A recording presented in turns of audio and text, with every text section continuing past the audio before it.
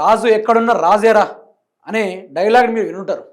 సింహం ఎక్కడున్న సింగిల్గా ఉన్న సింహం సింహమే అని చెప్పేసి మీరు ఆ డైలాగ్ కూడా ఉన్నారు.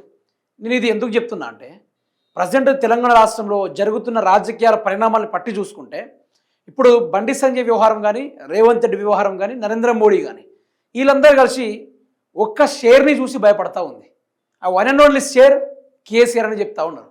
మరి కేసీఆర్ గారు ఓడిపోయిండు, ప్రజలు మొత్తానికి ఓడగొట్టేసి ఫామ్ హౌస్కి పరిమితం చేసిర్రు. కేసీఆర్ కూడా మా పార్టీని ఓడిస్తే మేము పెద్దగా ఏం చేయం, వెళ్ళి ఫామ్ హౌస్లో కూర్చుంటా, రెస్ట్ తీసుకుంటా అని చెప్పిండు కేసీఆర్. అయితే కేసీఆర్ వెనకలబడ్డ బీజేపీ ప్రభుత్వం, అదే కేసీఆర్ వెనకలబడ్డ కాంగ్రెస్ ప్రభుత్వం, వీళ్ళందరి గురించి ఎలిగేషన్ ఏం చేసిర్రు, గడిల పాలన కూలాలే, కేసీఆర్ అప్పులు చేసిండు అని చెప్పేసి వీళ్ళు నానా రకాలుగా ఓ మంచి డ్రామా ప్లే చేసిర్రు. అందులోనూ కేసీఆర్ గారి తెలంగాణ రాష్ట్ర ఏర్పాటు తర్వాత ఆయన చేసిన ఎకనామీ గురించి కానీ, లేకుంటే తెలంగాణ రాష్ట్ర పరికెప్టా ఇన్కమ్ గురించి కానీ, రాష్ట్రంలో అగ్రికల్చర్ వ్యవస్థ గురించి కానీ, రాష్ట్రంలో నీటి విలువల గురించి, జల కళ గురించి, చెరువుల పుష్కలమైన నిండు కుండల వ్యవహారాల గురించి, కరెంటు కోతల నుంచి కరెంటు ఇచ్చేదాకా కేసీఆర్ గారు ఒక సునామీని సృష్టించిండు.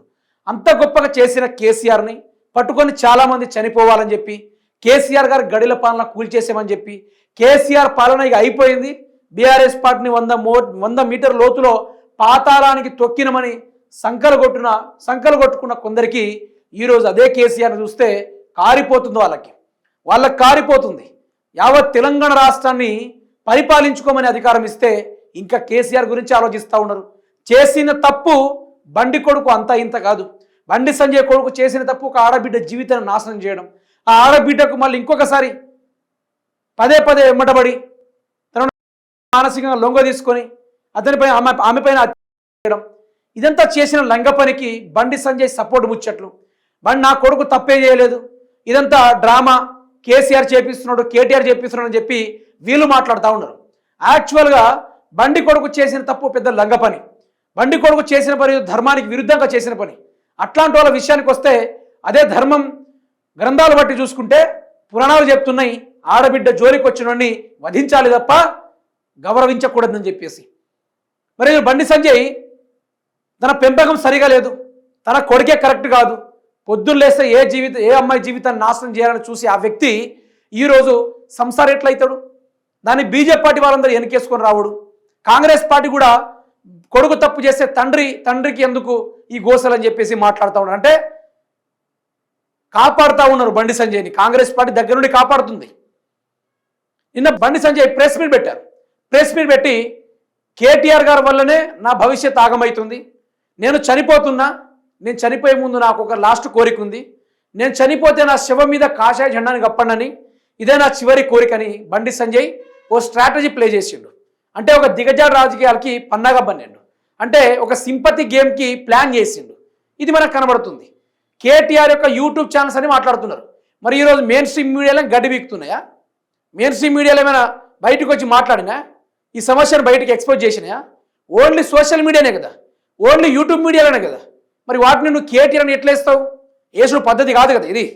మరి నువ్వు మేనేజింగ్ చేసినావు కదా, మీడియా మేనేజ్మెంట్ చేసింది నువ్వు, మీడియాను గోధి మీడియాగా బనాయించిందే నువ్వు. ఈరోజు వాళ్ళకి ఆడబిడ్డలున్నా కూడా రోతరాతలతోటి రాజకీయాల్లో కొత్త మలుపులు తిప్పడానికి అమ్మ ఇట్లా కాదమ్మా అట్లా కాదమ్మా అంటూ ఆడబిడ్డని జీవితాన్ని టార్గెట్ చేసుకుంటూ మాట్లాడిన కొందరు అడ్డగాడిదలు ఉన్నారు. అయితే మీరు తప్పు చేసిర్రు, మీరు అమ్మాయిల జీవితాన్ని ఆగం చేసుకుంటూ వచ్చిర్రు. ఇటు రేవంత్ రెడ్డి ఏమో నేను ఏం పని చేయాలన్నా కూడా కేటీఆర్ని అడ్డుకుంటుండు, మూసి ప్రక్షాళన చేస్తామంటే అడ్డుకుంటుండు, ఏదైనా అభివృద్ధి చేద్దామంటే బీఆర్ఎస్ వాళ్ళు నన్ను అడ్డుకుంటున్నారు అని చెప్తున్నాడు. నీ పనులు మీరు చేసుకోక బీఆర్ఎస్ పార్టీని ఎందుకు లాగుతున్నారు అంటే ఇక్కడ నేను ఏమంటున్నా, కేసీఆర్ని చూసి వీళ్ళు ఎందుకు భయపడుతున్నారు, దేనికోసం భయపడుతున్నారు అనేది వీళ్ళకి క్లారిటీ రావాలి. దానికోసమే ఈ వీడియో. అయితే నేను ఏదైతే ఈ ఇమేజ్ జనరేట్ చేశానో యాజ్ ఇట్ ఈస్గానే ఈ ఒక్క కేసీఆర్ ఫామ్ హౌస్లో ఉన్నాడు, కేసీఆర్ జస్ట్ ఫామ్ హౌస్లో ఉన్నాడు, బెదురుకుంటా రేవంత్ రెడ్డి నన్ను పరిపాలన చేసుకొని ఇవ్వడం లేదని ఈయనే లేదు అంటే ఈయన వీళ్ళ కొడుకు ఏ అమ్మాయి జీవితాన్ని నాశనం చేయొచ్చట, మైనర్ అమ్మాయి అయినా మేజర్ అమ్మాయి అయినా మోసం చేయొచ్చట. అలా చేసి ప్రశ్నిస్తే అవి కేటీఆర్కి సంబంధించిన మీడియాలట, ఈయన మాట్లాడే ముచ్చట్లు. ఇక మోడీ విషయానికి వస్తారా, ఆయన దేశాన్ని వదిలేసి విదేశాల్లో జలసాలు చేసుకుంటూ తిరుగుతూ ఉన్నాడు. అందుకని నేను ఏమంటున్నా అంటే ఇప్పుడు వీళ్ళ కార్యాచరణలు ఎట్లున్నాయి? ఇప్పుడు మనం ఎంత దెబ్బలు కొట్టినా, బీఆర్ఎస్ పార్టీని ఎంత కొట్టినా కూడా పైకి లేస్తుంది తప్ప కిందికి వెళ్ళడం లేదు, కిందికి అస్సలు కూడా వెళ్ళడం లేదు. ఇదే కేసీఆర్ బీఆర్ఎస్ని వీళ్ళు ఎన్ని రకాలుగా టార్గెట్ చేసిరంటే రకరకాలుగా టార్గెట్ చేసిర్రు. ఏ లెక్కనంటే ఒకటి సిట్ అని వేసిర్రు మిత్రులారా, ఇదే సిట్ అని వేసిర్రు, తర్వాత సిబిఐ అన్నారు, తర్వాత ఈడీని తీసుకొచ్చారు, ఆ తర్వాత ఈ ఫార్ములా రేస్ కేసు, ఈ కార్ ఫార్ములా రేస్ కేసుని కూడా బయటికి తీసుకొచ్చారు. ఇక ఈ విషయంలో కేసీఆర్ గారిని, ఆ తర్వాత కేటీఆర్ గారిని, ఆ తర్వాత హరీష్ రావు గారిని వరుసపట్టి వీళ్ళు ఇది చేసిరు, రకరకాలుగా చేసిరు. మళ్ళీ ఇదే విషయంలో కేసీఆర్ గారికి నోటీసులు ఇచ్చుడు, తర్వాత కేటీఆర్ గారికి నోటీసులు ఇచ్చుడు, అదేవిధంగా హరీష్ రావు గారికి కూడా నోటీసులు ఇచ్చుడు. వీళ్ళ విషయాలు కూడా మనం చూసినాం. ఇదే ఈడీ పరంగా చూసుకుంటే ఈడీలో కూడా సేమ్ టు సేమ్ ఇటు కేసీఆర్కి అటు కేటీఆర్కి నోటీస్ ఇచ్చిన విషయాలు కూడా మనం చూసాం. అందులోనూ కాళేశ్వరం కమిషన్ కూడా పెట్టారు వీళ్ళు, గుర్తుపెట్టుకోండి. ఈ యొక్క కాళేశ్వరం కమిషన్ కూడా పెట్టారు వీళ్ళు, ఈ కాళేశ్వరం కమిషన్ కూడా పెట్టారు. దీంతో కూడా రకరకాలుగా కేసీఆర్ని ఎట్లా చేసైనా అరెస్టు చేయాలన్నది వీళ్ళ ఎజెండా, అరెస్టు చేయాలన్నది ఒక ఎజెండా వీళ్ళది. కానీ ఆ పప్పులు ఉడకలే. వీళ్ళందరూ కలిసి తెలంగాణ జనాలను చూత్యా చేద్దామని చూసిర్రు, కానీ లాస్ట్కు వాళ్ళే అయిపోయారు అసలు సిసలైన చూలాలు. అయితే నేనేమంటున్నా అంటే ఇప్పుడు ఇన్ని రకాలుగా వీళ్ళని ఇబ్బంది పెట్టి ఇన్ని రకాలుగా చేసుడు బదులు మేము ఏం పని చేయాలని కూడా కేసీఆర్ అడ్డొస్తుండు, ఇటు బీఆర్ఎస్ పార్టీ అడ్డొస్తుందని చెప్తున్నారు. గవర్నమెంట్ స్థాపించింది ఇదే కాంగ్రెస్ పార్టీ రేవంత్ రెడ్డి. మరి మీరు చేయాలనుకున్నా మీరు పని చేసుకోక బీఆర్ఎస్ పార్టీ అడ్డుపడుతుందంటే ఎందుకంత భయం వీళ్ళకు? కేసీఆర్ అంటే ఎందుకంత భయం వీళ్ళకు? ప్రతిరోజు బిక్కున ఎందుకు వణుకుతా ఉన్నారు? దేనికోసం వణుకుతున్నారు? యాక్చువల్గా వీళ్ళు పోరాడాలి కదా, ప్రజల కోసం పోరాడాలి, కేంద్రంతో పోరాడాలి. కానీ ఇటు ఇదే బీజేపీ అదేవిధంగా కాంగ్రెస్ పార్టీ రెండు ఒకటయ్యి, రెండు మిరాకాతులు అయ్యి మంచి రిలేషన్లు పెట్టుకొని మంచి లవ్ని ప్రపోజ్ చేసుకుంటూ వీళ్ళు ముందుకెళ్తున్నారు.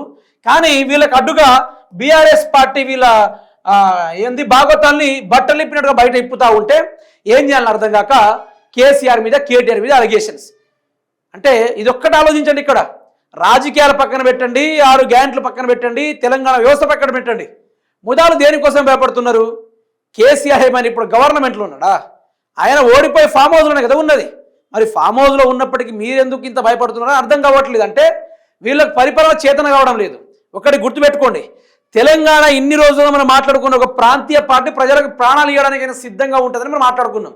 ఈరోజు అదే ప్రాంతీయ పార్టీ జోలికి వస్తే ప్రజల ప్రాణాలు తీయడానికి కూడా సిద్ధంగా ఉన్నారనే దానిపైన మనకు నిన్న మొన్న జరిగే సంఘటనలోనే క్లారిటీ వచ్చేయాలి.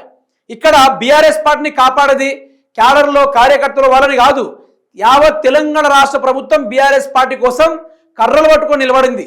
బీఆర్ఎస్ పార్టీ పూర్తి స్థాయిలో నేలకు ఒరిగిపోయినప్పుడు వెన్నుతట్టి ముందుకు నిలిపించింది ఈరోజు తెలంగాణ ప్రజానీకం. ఆనాడు కేసీఆర్ గారు ప్రతి చావులను చూసి చలించిన కేసీఆర్ గారు ఈరోజు ఎవరు చావకూడదని చెప్పేసి రైతాంగాన్ని, యువతని, జాబ్ ఎంప్లాయ్మెంట్, నీరు, నిధులు, నియామకాల వాటిపైన కేసీఆర్ గారు వెన్నుతట్టి ముందుకు నడిపిస్తే అదే ప్రజలు ఓటమిని గురి చేసి ఇంటికి పంపిస్తే ఈరోజు మళ్ళీ కేసీఆర్ గారిని వేడుకుంటుంది. మళ్ళీ కేసీఆర్ గారు రావాలని చెప్పేసి కిందున్న బీఆర్ఎస్ పార్టీ మళ్ళీ ఆకాశమంత ఎత్తున లేపింది ఇదే తెలంగాణ ప్రజానీకం. అంటే ఇక్కడ మీకు క్లారిటీగా అర్థమైపోవాలి. ఇప్పుడు వీళ్ళు ఏం చేసిర్రు? సిట్టు అన్ని కేసులన్నీ పెడుతున్నారు కదా. మరి రేవంత్ రెడ్డి గారికి ఎప్పుడని ఈ యొక్క ఓటుకు నోటు కేసులో ఎప్పుడు నోటీస్ ఇస్తారు? మరి ఈయనను ఎప్పుడు జైలుకు పంపిస్తారు? మరి ఈయనను ఎప్పుడు అరెస్ట్ చేపిస్తారు అనేది ఇప్పుడు తెలంగాణ ప్రజానికి ఎదురు చూస్తూ ఉంది. ఇప్పుడు బీజేపీ ప్రభుత్వం పరంగానే ఇటు బండి సంజయ్ పరంగా చూసుకుందాం. ఇదే బండి సంజయ్ పరంగా చూసుకుంటే ఈయన కూడా గుట్కా వ్యవహారంలో